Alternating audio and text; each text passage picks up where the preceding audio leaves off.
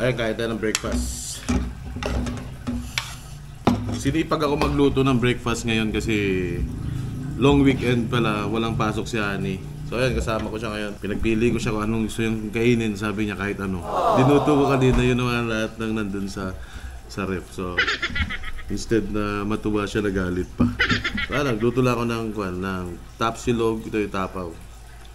Wow! Meron din dito yung longganisa, tocino, tapos yung kailangan ko mag-heavy breakfast kasi meron kaming on deck ngayon na nagagawin sa auto-detailing.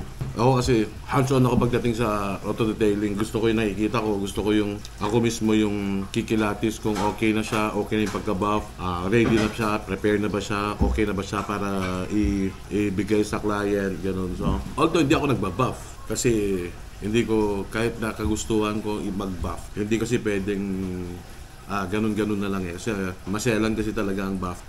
Pwedeng mapudpud mo talaga yung top coat, mga ganyan.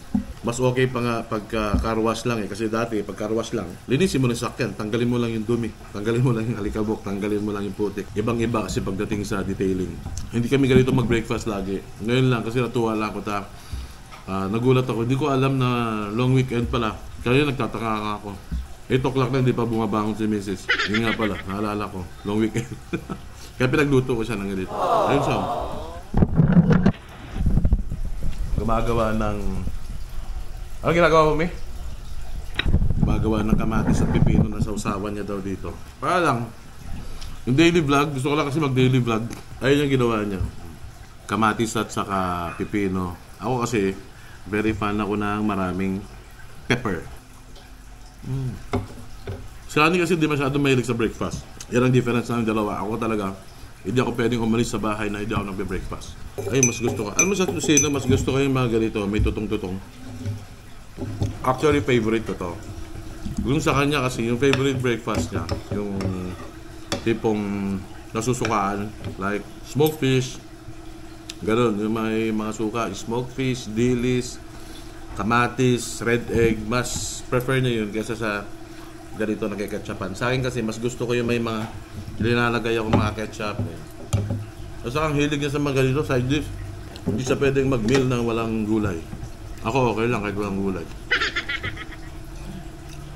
Ako hindi ako makapaghintay na sasamahan na kami ng breakfast ni Faith na ganito.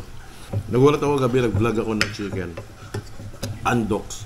Habang binubuksan ko yung undox, gusto niya na rin sumabay. Gusto niya sumabay. Gusto ko lang malaman kung may nanonood talaga sa amin hanggang dulo.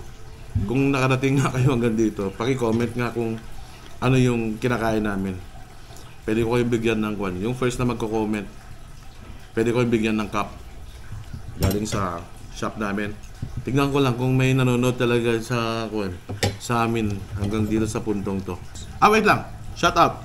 Mesh Apparel. Hintayin niyo yung Mesh Apparel. Ginagawa na nila yung design ng clothing line ng 3F Moto. 4 na ako yun. Magre-release kami agad ng 2 jersey na design at saka 2 shirt. Super mura siya pero yung quality niya the best. Matagal ko nang gustong gawin itong clothing line ng 3F Moto. Naghahanap lang talaga ako ng magandang production. Yung gagawa talaga ng clothing line natin. So since nakahanap na tayo, Mesh Apparel talaga very fit sa amin kasi mura at saka quality talaga yung tela na pinakita sa atin. May mga etiketa, side, likod. As in talagang sa atin talaga. Ang papakalanan namin tong volume 1 na to is Apis. Simple lang siya, simple yung design lang. Ang rack lang talaga yung nasa likod. May malaking peace sign. Ganyan. So yun lang. Thank you for watching. Sana bumili kayo. 3F Moto, Apis.